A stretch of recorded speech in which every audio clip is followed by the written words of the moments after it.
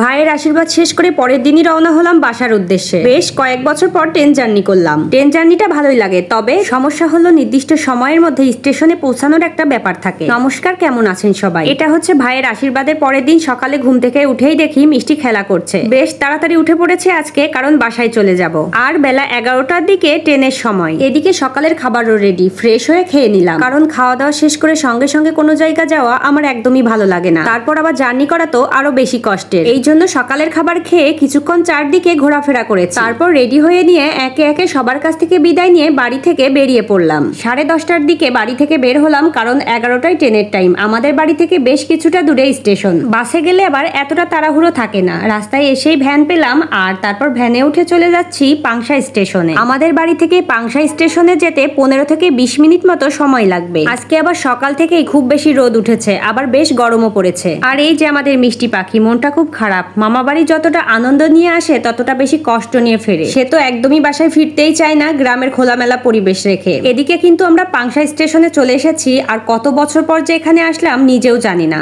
এক সময়ের চেনা জায়গাগুলো এখন বড্ড অচেনা। মেয়েদের জীবনটাই এমন, চেনা জায়গাগুলোকে ভুলে অচেনা জায়গাগুলোকেই চিনে নিতে হয়। আর এটা মনে হয় মেয়েদের পক্ষেই সম্ভব, যা সৃষ্টিকর্তা প্রদত্ত। স্টেশনে এসেই মিষ্টি পাখির কার্যকলাপ শুরু। দোকান দেখলে আর রক্ষা নেই, কিছু না কিছু তাকে কিনতেই হবে। আর বর্তমানে বাচ্চাদের খাবারগুলো দেখতে এত বেশি আকর্ষণীয় যে না কিনে ওরাও থাকতে পারে না। এদিকে দেখেন ট্রেন কিন্তু চলে এসেছে। আধা ঘন্টা মতো লেট, 11টার জায়গায় 11:30টায় আসলো। ট্রেনে উঠেই আগে সিটে বসলাম। যেহেতু ইন্টারসিটি, তাই আগে থেকেই টিকিট কেটে রাখা হয়েছিল, কারণ বাচ্চা নিয়ে এতটা পথ দাঁড়িয়ে যাওয়া একেবারে অসম্ভব। দুই পাশে ফসলের মাঠ, আর মাঝ বরাবর ট্রেন যাচ্ছে। কি যে অপূর্ব দৃশ্য।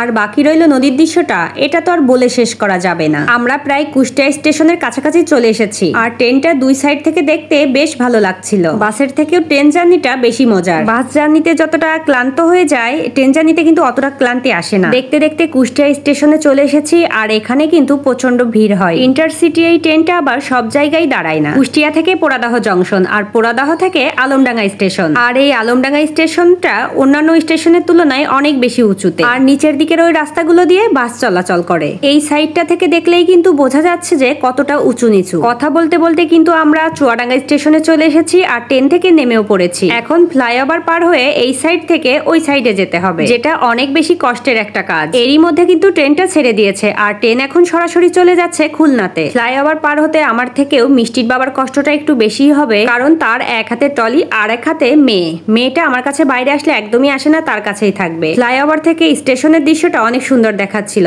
আর আমরা স্টেশনের এই সাইডে এসে একটা অটো নিয়ে নিলাম বাসার উদ্দেশ্যে। আর এদিকে বাসায়ও চলে এসেছি। এখন আরেকটা ধাপ কষ্ট করতে হবে, সেটা হচ্ছে 4 তলায় উঠতে হবে।